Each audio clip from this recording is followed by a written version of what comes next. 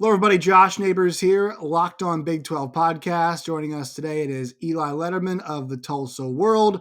We've got some football coaching search stuff to get to. Oklahoma State searching for their new DC. And also, we'll talk some recruiting. Pokes have a pretty nice class. We'll break that down on today's show, which is brought to you all by Sonos. If you guys need a holiday gift, go check out Sonos. Their speakers are excellent. All right, let's get into it.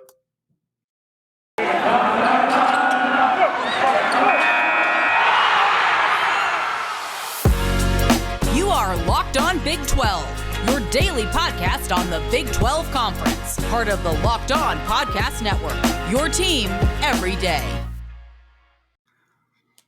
All right, Josh Neighbors here once again, Locked On Big 12 podcast, joined today by Eli Lederman of the Tulsa World, also a Mizzou alum. Eli, I have to start off by saying I was in Lawrence, Kansas this past Saturday, and I watched our Missouri Tigers take it on the chin. Just another example of why Big 12 basketball is the best, right?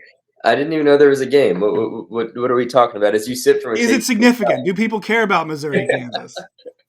I think so. Yes, they do. Everyone can say what they want. People care, and we're gonna care. Yes, but once again, positive side spin zone. It just shows once again why Big 12 hoops is the best.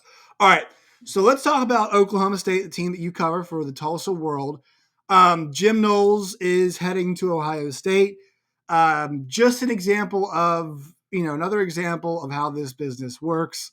We're all small fish compared to the big boys, because when the big boys come calling, they inevitably have more money, more resources, and let's be honest. I mean, the Ohio State caliber of players in terms of talent is better than just about everybody else in the country, save three other teams. So can't really blame Jim Knowles. I mean, it was either that or a head coaching job, right? Either head coaching position or go somewhere like Ohio State. I think so. I think there really was some desire on his part to stay here. Mm-hmm. And maybe there would have been an amount of money that wasn't what he got at Ohio State, which is $1.9 million, that could have done it. But there's, levels of resources. I think Oklahoma State just couldn't quite get to where it needed to be. And the fact is that $1.9 million now, with Mike Elko headed to Duke and both Clemson coordinators taking head coaching jobs, I think if Jim Knowles is not the highest paid assistant in the country, he is 2, 3, or 4. And so it's hard to argue with that. And on the other piece of it, it's hard to argue with Ohio State. I happened to be at the Broyles Awards ceremony with Jim Knowles the day he left, before we knew he was leaving. And I just asked him about 2018 when he came from Duke to Oklahoma State. And he said, I asked him basically, what were you looking for? Why did a guy from the East Coast come to Stillwater, Oklahoma? I could ask myself the same questions, but we both agreed it was for work. But he said he wanted a challenge. And in the 4 years here, he got a challenge. And by the end of it, he had one of the nation's top defenses. And I think, Ohio State offers a challenge that he was not going to find here. That's a different job. That's one of, 6, 7, 8 blue blood jobs in the country where you've got that top 1% talent. You've got national championship ambitions. And so I think it was as much the money. And I mean, it's hard to overlook nearly $2 million. He got close to there with the signing bonus this year. But I also think it really was for him an opportunity to take a next step to challenge himself and to do something even bigger than he was able to do here in Stillwater.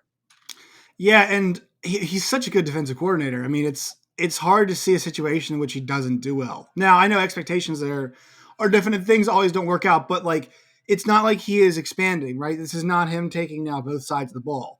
This is him still being on defense. This is him that's still being, his unit. It's a elevation in talent. And I would say, for 2 to 3 games a year on the regular season, at least, they're going to find themselves on equal footing. Mm-hmm. But generally speaking, they're not, right? And he's going to have a more talented group. And This is not to knock the Oklahoma State players, right? But because he coached those guys out to be, they were a cut above basically everybody they played. There was the games this year in which they gave up a little bit.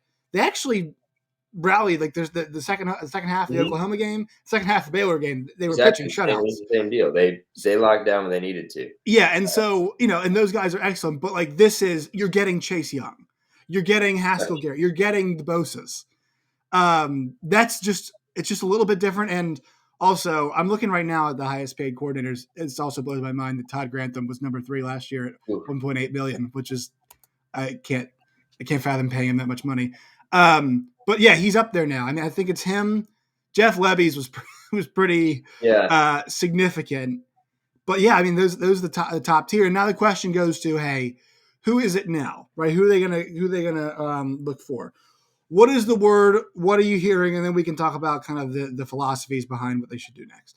Well, I'll say just like one last point on Knowles. I think you mentioned like level of footing is I think now Ohio State has as good of a weapon in a game you're on level footing with, just with a schemer and a guy who can be versatile with a defense and all that. Where I think there's, and I say question mark, I don't have much doubt that Jim Knowles can go succeed at Ohio State.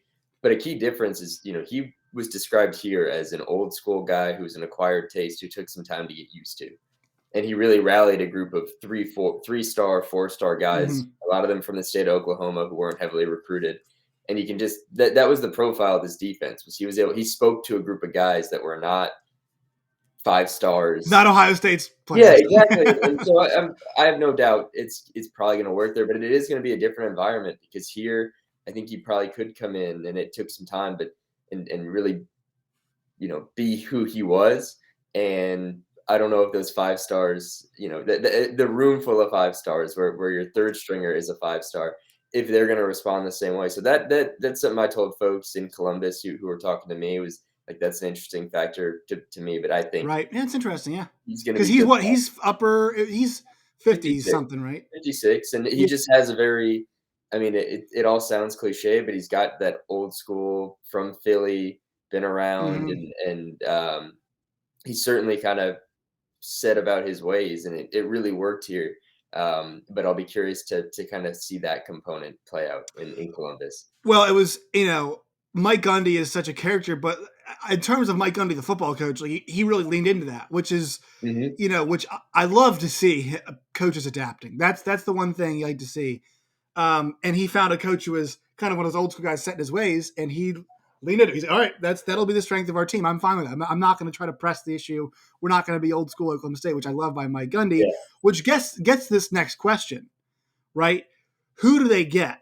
Because there's multiple things at work here. There's number one, they're losing a lot of the personnel that they had from the defense, right? I mean, this is an old defense. Yeah, we're going to see. There's all the extra eligibility and guys. It seems like there could be at least 8 guys on the defense who could return if they'd like to. Okay. But it's up in the air, right? We're still up in the air on this? It's up in the air. There is, I think, some confidence overall, and that was pre-Jim Knowles. That we'll see how much that impacts things. But unquestioned is Malcolm Rodriguez, Devin Harper. That's your linebacking core gone. And so there will be pieces gone from this defense. It's not going to be the exact. Is Harvell Peel, has he made his decision yet on whether he's going? Yeah, but he would obviously be a big returnee. And Jarg Bernard Converse yesterday said he's still thinking about it, but I would think maybe leaning in. Tanner McAllister has spoken and said Oklahoma State fans would probably like to hear what he's got to say. Yeah. So and Brock Martin is actually the only one who has officially declared he's coming back. So we'll see on that. But there's guys who could come back, but you're going to lose, the unquestioned leader of the defense in Malcolm Rodriguez. And it's certainly going to be a year of transition, whether it's players leaving or a new defensive coordinator. And that brings us to that question. Is it going to be an internal hire? Is it going to be a big name from the outside? Is it going to be another unknown? On the offensive side of the ball, Mike Gundy brought in Mike Yursich from Shippensburg, and people didn't know who he was. And here he is a few stops later at Penn State. And so I think it's really all on the table. I would say a lot of us here were probably just gut thinking it would be internal. Maybe Joe Bob Clements or Tim Duffy, both offensive assistants or defensive assistants who've been on staff for nearly a decade now. But we spoke to Gundy yesterday, and he didn't say he wasn't going to look internal. He said he had thoughts about all those guys, but he poured a little water on that. He said, it's my job to keep this moving in the same direction it's been. And so I'm going to look everywhere, and I'm going to look to bring in the best person. And whether that's a guy from a Power 5 program who's a known commodity, or it's somebody from NAIA or Division II, at this point, who knows? Schematically is a question too. Like, and once again, this is so much personnel based. Yeah. What happens? But do you keep going with a 4-2-5? I believe it's a 4-2-5, right? It's Yeah. It's a 4-2-5, and do you keep going with the we'll blitz from anywhere, anytime. You never know what's coming. We're going to confuse you. There are different philosophies on kind of how you attack certain quarterbacks. I think that was the one thing they had definitely is that they confused a lot of quarterbacks this year. Yeah. You saw there's a reason why Baylor basically said, let's get the ball out of Blake Shapen's hands as fast as possible. That's our remedy in the first half. That's what they wanted to do. It wasn't able to sustain for 4 quarters. You saw Caleb Williams look fun and having fun in the first half. Second half, he looked like he was, a scared child out there, except for a couple runs. He was pretty confused for the most part. How do you think that they're going to, the schematic part of it? Do you think they should kind of maintain what they've been doing because it's been so effective? Or do you think it's just the person changing a DC is going to necessitate them changing schematically? Well, it'll certainly, in some ways, probably depend on who the guy is. If you're promoting from within, and some of the personnel is going to be the same, it'd be hard to just abandon what worked so well this year. But if you hire a defensive coordinator who's got his own scheme, it's going to be hard to break that away. So maybe the answer is that if it's going to be an outside hire, it's going to have to be someone who's willing to come in and stick with the scheme and stick with that defense and try to keep the momentum going. But I think that's something that's easier said than done. If you don't have somebody who's sold on the system and they come in, that can be a sticking point from day one.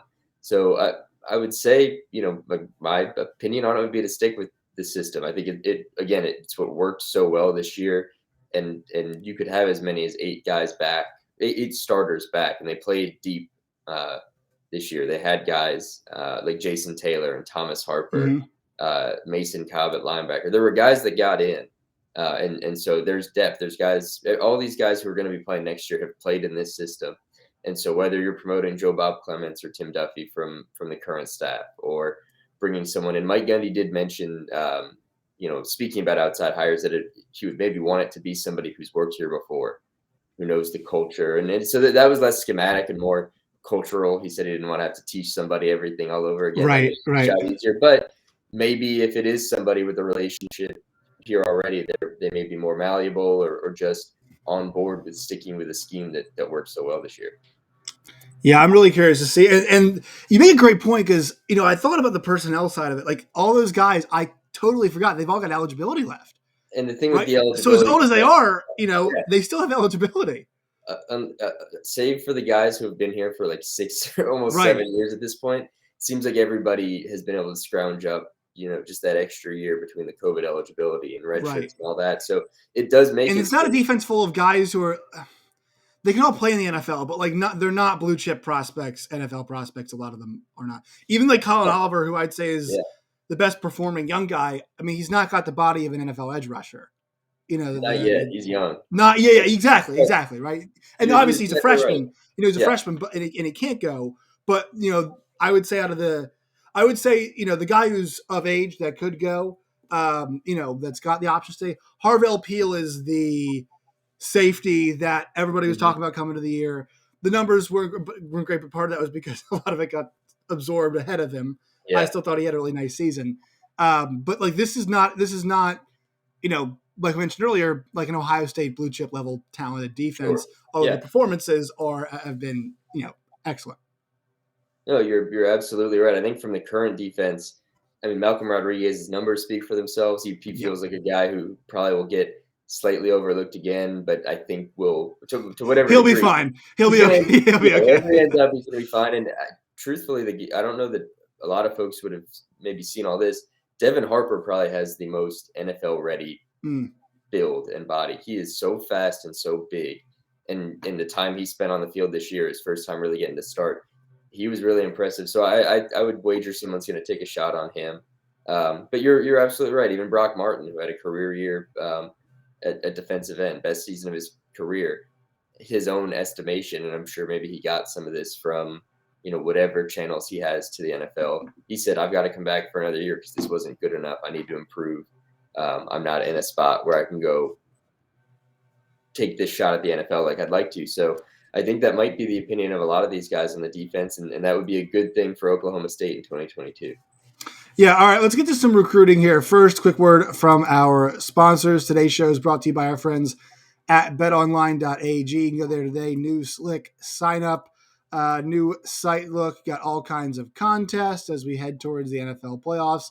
College football bowls on the horizon as well. So go check that out. betonline.ag. Use the promo code LOCKEDON, LOCKEDON, locked on. Get that 50% deposit bonus today. Deposit $100. Give you an extra 50 to play with today. Once again, betonline.ag. BetOnline, it is where the game starts. Also, today's show is brought to you by our friends at Prize Picks. It's the best way to go with college football, college basketball overs and unders. So if you wanted to bet on over Oshai or Baji points against Missouri on Saturday, you would have been fine if that had hit. Over interceptions for Spencer Sanders in the Big 12 championship game, you would have been pretty comfortable on that one as well. You can bet on all of that stuff at Prize Picks. It's available in most states. Go check out the app today. Use the promo code Locked On, and you'll get a 100% deposit match up to $100. Check out the Prize Picks app. All right, so some recruiting. Disclaimer before we get going: we talk recruiting. Eli, I'm not saying this to you. I'm saying this to fans out there. These are kids, okay? They do dumb stuff. They make decisions. Actually, not even dumb stuff. They make choices. They make decisions. They're allowed to do it. They are kids. It is their futures. Don't get angry about it. Don't get upset about it, all right? They're kids, all right? They are kids. Let them enjoy their time in the sun. Okay, so I like to kind of put things into context. In terms of the recruiting class, it is number 23 overall. It is positioned below Oregon, and it is also above, weirdly, Boston College, get themselves top 25. That is Jeff Hafley, man. He's doing something out there. I mean, and also, this is not one of those schools where everybody can be eligible. You know what I mean? This is not some cakewalk. That's a tough school. You got to keep the kids eligible at a place like Boston College too. So pretty impressive there. But this is a better class than the one they had last year, I would say. Eli, how much of this class do you think we're going to see signed tomorrow? Do you have a good feel for that at all? We're going to see most of these guys put pen to paper tomorrow. Early signing period. I think they're feeling pretty confident over there, just about like confident and settled. I think there could be a name or two that comes in, but for the most part, it's going to be, the list you can find online of the Oklahoma State class of 2022 is who you're going to see signing tomorrow. And it's a group which will get people excited for sure. That's just loaded with offensive talent. From Talon Shetron at OKC or Edmond, Ollie Gordon and CJ Brown are a pair of running backs. And then you got Braylon Presley, the brother of Brendan Presley, who just torched teams across the state of Oklahoma all year with Bixby this year. And they just stormed to the state title. And so that's 4 young guys to add to a core of young guys. I mean, this year was all about some of those young receivers at Oklahoma State, and now you're just going to throw more talent into it. So I think, at least in terms of the eye candy, the really exciting, eye-popping prospects, this class is again about offensive talent. Yeah, and the big key for Oklahoma State's offense, it feels like, and I'm not sure if this class addresses it, maybe it's thinking that it happens just for them, but the group they have now, the offensive line's got to become a bit more consistent. Yes, quarterback play, but we all know a lot of this stuff, you could eventually assess talent position play. It's easier to do when the offensive line, you're not looking at it every 15 seconds. And I would say the last 2 years, it's been a struggle. Now, Spencer Sanders did create a lot of his own problems this year. But, they don't have a whole lot in the offensive line department. It appears a few guys that are coming in. But, that's, I think, where a lot of people focus. And there are a few names in this class that are going to help out with that. Yeah, I think so. I mean, there's a share of the blame in some percentages for performances like the one Spencer Sanders had in the Big 12 title game. But Mike Gundy and the offensive linemen themselves have said, we didn't protect him well enough. So there, it was not all just Spencer Sanders dropping back, having all the time in the world and making some of those decisions. So, there's 3 offensive linemen in this class, and certainly the headliner is Tyrone Weber, who's a junior college commit. He's the 4th ranked junior college prospect in the country. And he's a guy who, it's always easy this time of year to say a guy can come in and play immediately. Last year, everyone was real excited about Caleb Etienne, real big offensive lineman, junior college, who transferred in, and he didn't make the transition. He didn't feature much beyond the first few games, and he might be one for the future, but it's always easier to say in December that a guy can step in. But Tyrone Weber would be that next guy for Oklahoma State, who really, if he gets onto campus and settles in and kind of takes to the program, he could be a guy who could be featuring on that line next year and becoming an impact player on an offensive line that could use some. And then let's talk about Shetron and Presley. I mean, these are two guys that could come in and have a pretty instant impact, right? Because we saw how many freshmen playing at wide receiver this year. These two guys, they've got a pretty good chance to play some. And I think, you seem to know more about Presley than I do, but I mean, what kind of a weapon he could be, because they could definitely use a guy in the slot who's a bit smaller to somebody, and they've used Brennan in that way in the past, right? He's had a big taste of that, but having a smaller guy that can use just kind of as a different outlet for the offense. I mean, those guys are going to get some opportunities to play, I think, pretty soon. Yeah, I think so. So with Talon Shetron, at least he's announced his plan to enroll early. I don't know about Braylon Presley, but that was a big thing for the guys who did that this year. The two Green twins came in early, and I believe John Paul Richardson did as well. And all those guys were so much further ahead come fall camp that they were. I mean, they got onto the field because of injury in September, and they were really needed. But those guys were ready when they got in, and they were talked about in fall camp as guys who could be ready. And so you look at other freshmen coming in and filling that mold. I think Talon Shetron could be a guy who gets to do that. And then Braylon Presley, I don't know what his plans are, but he, as I said, just blazed through defenses. And it'll be a little bit different playing at Oklahoma State, but you just can't argue with that athleticism, a guy like him. And so we'll see to what extent he can play next fall, but he would seem to be a guy who could be an immediate weapon, whether you get him in the return game or you find packages for him, or if he carves out a legitimate role pretty early. His brother Brennan, it was a weird freshman season in 2020 with COVID, but there was a lot of feeling like he should have been getting the ball and getting more involved early. And then when he did, he had his big bowl game breakout against Miami. And so it would not shock me at all to see some of these young guys feature pretty, maybe more heavily than in a lot of places next fall. And then they go and they get their quarterback in this class is going to be Garrett Rangel from Lone Star. Obviously, well-known high school, produced a lot of high-level talent. What's kind of the word on him, and what are people's thoughts? Get his, I guess, what is composite 4-star and 3-star quarterback. What's kind of the read on this kid they're bringing in? Well, I think, like a lot of maybe quarterbacks in this range, it's a little bit of a question mark. But the fact is, he's positioned that if he were to come in here and kind of step to the plate, that he could become, I don't know about the heir apparent to Spencer Sanders, but I'd say, in front of him, Spencer Sanders for at least one more season, most likely. And then Shane Illingworth, who seems they were able to preserve his redshirt year. But beyond that, there is not necessarily a quarterback in this depth chart who you look at and say he's going to be the guy for the next 3, 4, 5 years. And so, he could come in, and whether he could feature at all as a freshman, or if they choose to probably preserve his red shirt and save that eligibility. I don't know if he is the next guy, but just looking at the way things are set up, there is not a next guy in front of him. And so I think that opportunity is there for him if he can come in and sort of, meet the expectations and exceed them. What's the feeling as we head forward on Spencer Sanders, right? What is kind of the fan base and everybody think? I mean, another full off season for him, right? And he'll be another year older. We always the joke is always like, does he take the next step, right? That is always the Spencer Sanders conversation. Yeah. Is it a situation where we're talking about the next step, or are we saying, look, is he the game manager next year? That his next step is trimming the fat, cutting the mistakes off, and becoming this refined, mobile. And I think the best example of this, not as a college quarterback, but like what Russell Wilson was to those Seahawks championship teams was the mobile quarterback who made the plays he had to make and didn't lose the football when he, in those big moments.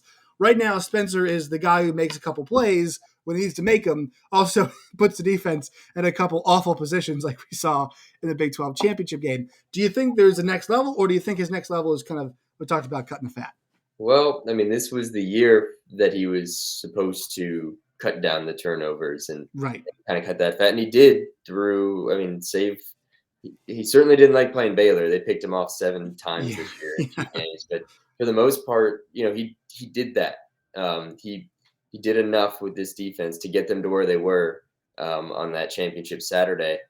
And then it unraveled. And whether that was a Spencer Sanders issue or a protection issue or a Baylor issue, it was an issue. And I think, unfortunately for him, and maybe unfairly, the fan base, Spencer Sanders, short of coming out and winning a Heisman next year, could probably have a fantastic season, and the fan base wouldn't, feel 100% comfortable until he went back to Dallas and didn't throw 4 interceptions. Right. So I think there's still plenty of faith here. I think, another year of progress could only help because there is just so much talent there. And, you can certainly look to Oklahoma State's depth and say, yeah, put in Shane Illingworth, but he can't do what Spencer Sanders can do with his feet and what that gives this offense, especially when it's struggling, whether it's because of him or not. He adds a dimension with his feet. But I'd say this is that, you go to the Fiesta Bowl, and if that performance looks similar to Baylor against Notre Dame, you at least start asking questions, and you'd wonder, they might be behind on it as the quarterbacks seem to be starting to move in the portal. I don't know how many people had Spencer Rattler going to South Carolina, but tell you what, that's a pull, Shane Beamer. It's a pretty good pull. It was a real good pull. He used his OU ties, but I would just, at least it would bear questioning if Spencer Sanders looks like he did against Baylor in the bowl game once again. Does this team do they look to the portal? But I think the question there too, it's always easier. Grass is always greener. Let's go to the portal and get a quarterback. You have to bring in someone who's better than Spencer Sanders, and for whatever pitfalls there are with him at times, he is a pretty dang talented quarterback. So, and the coach likes him. And Mike Gundy really seems to believe. I mean, whether it's him talking him up, he really seems to believe in him. So, I mean, and that might end that conversation. That might be it. No matter what the fan base believes or thinks or feels, I would put good money on Spencer Sanders being under center week 1 next year. Yeah, it's just like, and for coaches, there's only so many hours in a day. They got so much to do. Do you want to invest time and resources on trying to pull a kid from the portal when everybody else is trying to? Or for Oklahoma State, it's like, look, we won, this many games, and he sucked in the last one. Like, if we can get him just incrementally better, and look, he sucked. They still could have won the game. I mean, they in the end, I mean, I think if you point to what killed them in that game, it was the plays inside the 5 and they didn't score. Is what actually did them in. Plenty of chances to win that game in spite of everything that happened in that game. Right. So, for me, it's like, look, there's stuff that I have, if I'm like Gundy, I'm like, I got more. Spencer's a quarterback. Don't ask me about it. But I will say the idea of what's behind him is interesting because people seem to like Shane Illingworth and think he's pretty good. And he's got how many years? Is it 3 years of eligibility left? Yeah, they held on to that. So he's got the eligibility there, and I'd say there's a good chance that you'll see him, maybe enter a season as a starter here. Is he a COVID sophomore or a sophomore? I'm trying to think because if he was I'm trying to remember because I mean if last year was his first year, then he's got 4 years of eligibility left, and they registered him this year. So besides that, besides you're the point, absolutely right. He was a true sophomore this year, and then he redshirted. So he's got the eligibility there, and he's got the arm talent. He's an impressive passer. What he doesn't possess is much running ability. He's kind of some stone feet is what he got some Ben Roethlisberger in him. Yeah, and then maybe that works, but modern game, college game, you've got to then account for what you're losing in the running ability of your quarterback if he's going to be your guy. And I will say also, with the rest of the Oklahoma State class, the big thing, and this is what they've been able to do with this defense in particular, their development has been really good. And you see this class is littered with, a couple linebackers, couple defensive ends, couple corners, all of them 3-star guys. That goes kind of back to our defensive coordinator conversation of who are going to be the people there to to elevate that group because, you know, like it or not, this team has been built. This is now Oklahoma State is essentially like Virginia Tech of the Big 12, right? Old school Virginia Tech. I mean, the school that has developed a lot of really good players who are not very highly sought after. Couple sought after guys, but the rest have been elevated to a big position. You know, I think that's the question, right? Will that continue, especially on the defensive side? Because offense, the line's the problem, but in terms of like talent, I mean. Tylan Wallace, Chuba Hubbard, Tay Martin, Jalen Warren, they're still getting like that stuff. While it's not the old run and shoot offense, and really not many are left in the Big 12. You know, it's still a pretty talented unit. I would say that stuff hasn't changed to me. Yeah, and this class, if you look at the profile, it largely lines up with the past. It's getting 3-star guys largely from Oklahoma and Texas and some of these surrounding states. Guys who probably are a step or two, at least on the recruiting side, below some of the very, very top talent. But then they've, in the past, been able to convert those 3-stars into guys who play like 4 or 5 stars. It's almost like what Mizzou was doing for a while there, when they were really succeeding was right. Gary Pinkel era was taking guys who weren't always the most sought after and turning them into players. You know, star ratings be damned. And so that's kind of the formula here still as well. All right, one more word from our sponsors before I get you out of here. Omaha Steaks, perfect holiday gift. 24 entrees in this holiday package they have right now. Go over there today. Use the promo code Locked On. You guys will get this deal for just $99.99. Once again, it is LO College is the what you use to get that discount. 4 bacon wrap fillets, 4 boneless chicken breast, 4 Omaha Steak burgers, 4 gourmet jumbo franks. They've got scalloped potatoes, caramel apple tarts, signature seasoning, and also 8 free Omaha Steak burgers as well. Check that out, Omaha Steaks. Eli, what are you working on now? Where can people find you and your work and all of its variety?